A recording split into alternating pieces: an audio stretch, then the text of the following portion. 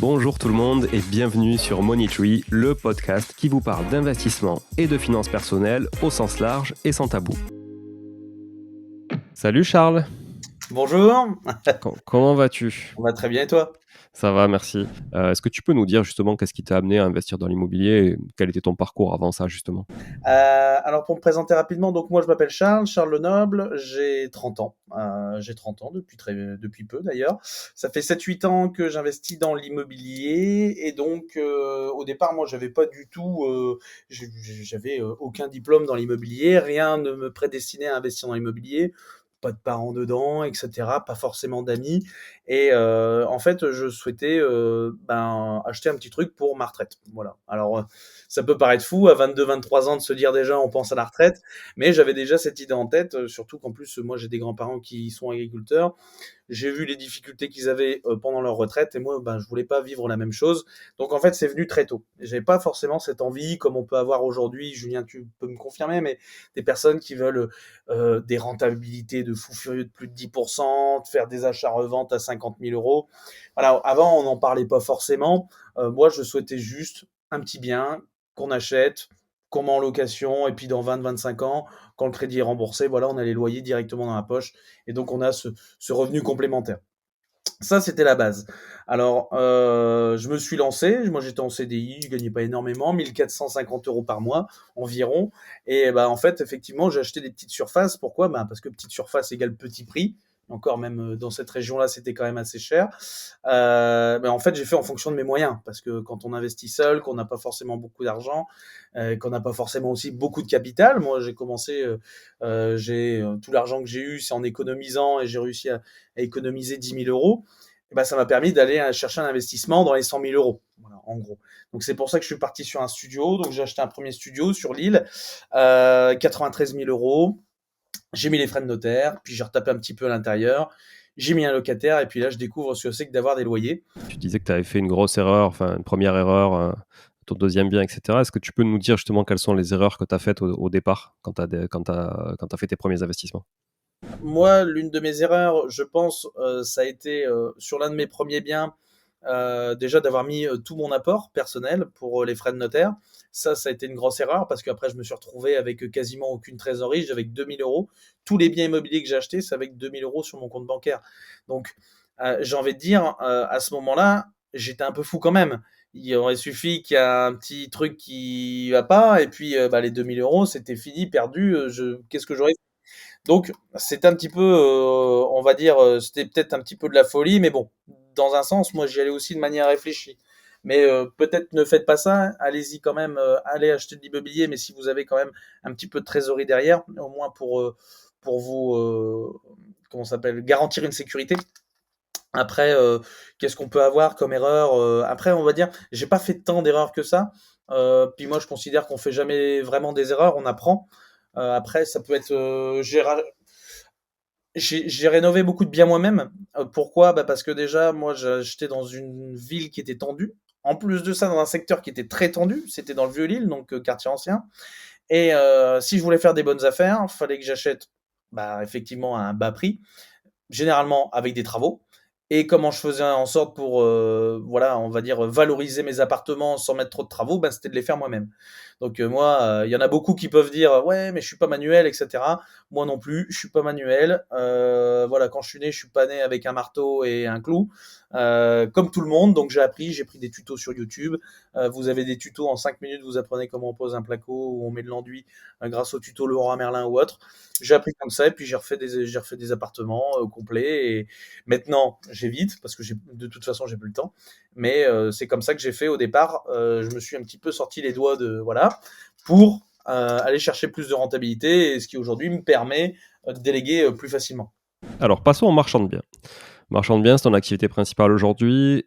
Tu communiques un peu, mais sans non plus en abuser sur les réseaux sociaux là-dessus. Tu disais tu as un associé principal qui s'appelle François, voilà, qui lui, j'ai l'impression, est venu aussi finalement amener une capacité financière et des fonds propres peut-être importants aussi pour faire des opérations plus grosses. Tu parlais de grands ensembles immobiliers. Est-ce que tu peux nous dire justement quelle est aujourd'hui, même si tu fais un peu de tout, quelle est votre spécialité et dans quelle mesure vous allez assez loin d'un secteur que tu vois que tu n'as pas l'habitude de travailler? Quelles sont grosso modo les typologies de projets sur lesquels vraiment tu te concentres, même si tu as fait un peu de tout et que tu fais un peu de tout, mais quand tu parles de grands ensembles, on parle vraiment de quoi? Si tu peux nous donner un exemple de projet concret et dans quelle mesure vous vous expatriez un peu de la région lilloise? Alors déjà, je vais expliquer un petit peu comment ça s'est passé avec mon collègue.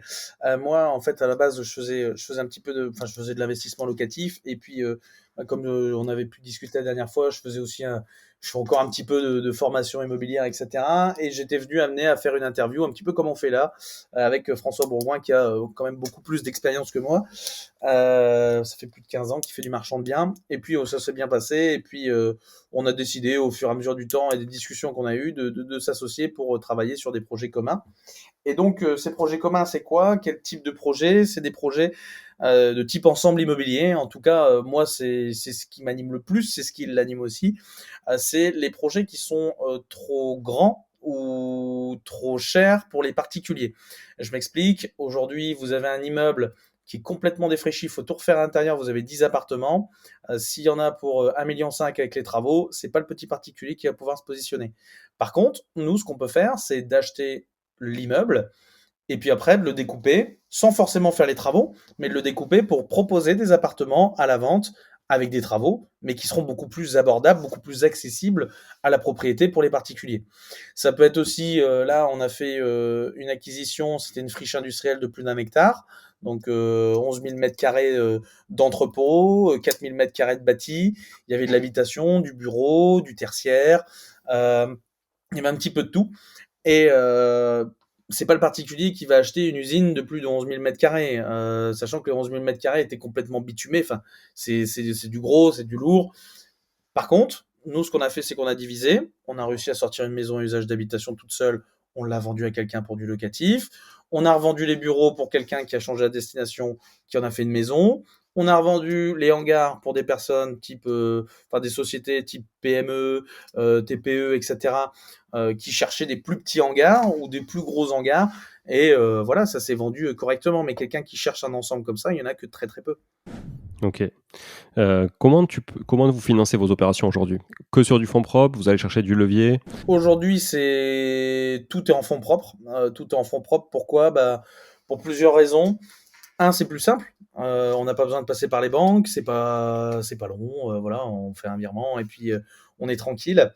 Euh, En plus de ça, aujourd'hui, les banques, ça demande presque 10%. Enfin, ça nous prend presque 10% de notre marge. Donc, ça nous demanderait de trouver des encore meilleures affaires si on souhaite se faire financer par des banques.